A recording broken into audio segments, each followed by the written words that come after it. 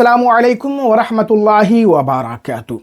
आज की इस वीडियो में तरावी की नमाज के हवाले से एक बहुत ही अहम और ज़रूरी मसला आपसे डिस्कस करने जा रहा हूँ। उम्मीद है आप इस वीडियो को एंड तक ज़रूर देखेंगे। जब मैं बचपने में तालीम हासिल करता था, पढ़ा करता था, और जब मदरसे से मेरी छुट्टी हुआ करती थी, घर वापस आता था और तरावी की तैयारी करता था, मैं फिर तरावी की नमाज़ भी पढ़ाता था।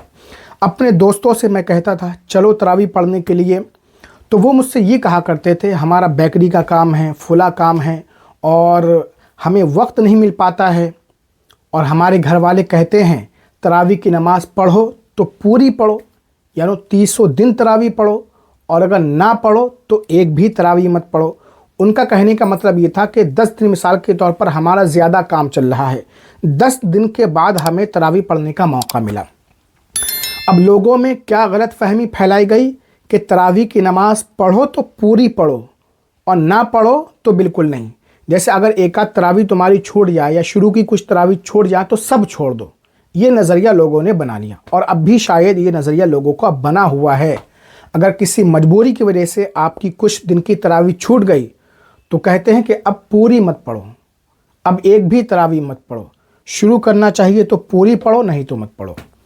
तो इसी हवाले से मैं आपसे डिस्कस करना चाहता हूँ। देखिए, लोगों की ये बहुत ही बेवकूफ़ी वाली बातें हैं, जहालत पर मबनी हैं, दीन से दूरी है।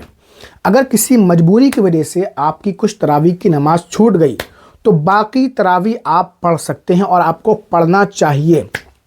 मिसाल के तौर पर ख़वातीन हैं, कुछ ख़वातीन ऐसी होती हैं जिन्हें शुरू रमज़ान में ही पीरियड जाता है, किनको बीच में आता है, किनको आखिर में आता है। अब अगर वो औरत शुरू के 4-5 दिन तरावी ना पढ़े पीरियड में, उसको पढ़ना ही नहीं है, लेकिन जो बाकी पाकी के दिन हैं उन दिनों में तो उसको पढ़ना ही होगी, वरना वो गुनहगार होगी।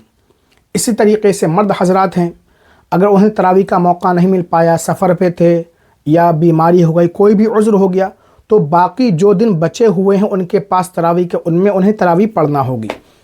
ये लोगों ने बचने के लिए कि तरावी हमें ना पढ़ना पड़े, 2-4 दिन हम काम में बिज़ी हो जाएं, और नमाज से बढ़कर कौन सा काम है भाई। आप 11 महीने खूब कमाइए, जम करके काम कीजिए, पैसा कमाइए, 1 महीना तो सिर्फ निकालिए इबादत के लिए, बाकी तो 5 वक्त आपको नमाज़ पढ़ना ही पढ़ना है।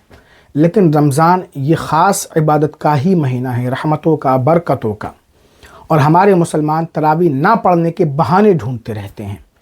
ये बहुत ही गलत बात है, गलत फहमी है, दीन से दूरी है, जहन्नम में ले जाने का सबब है। तो दीन हासिल कीजिए और इस गलत फहमी को दूर कीजिए।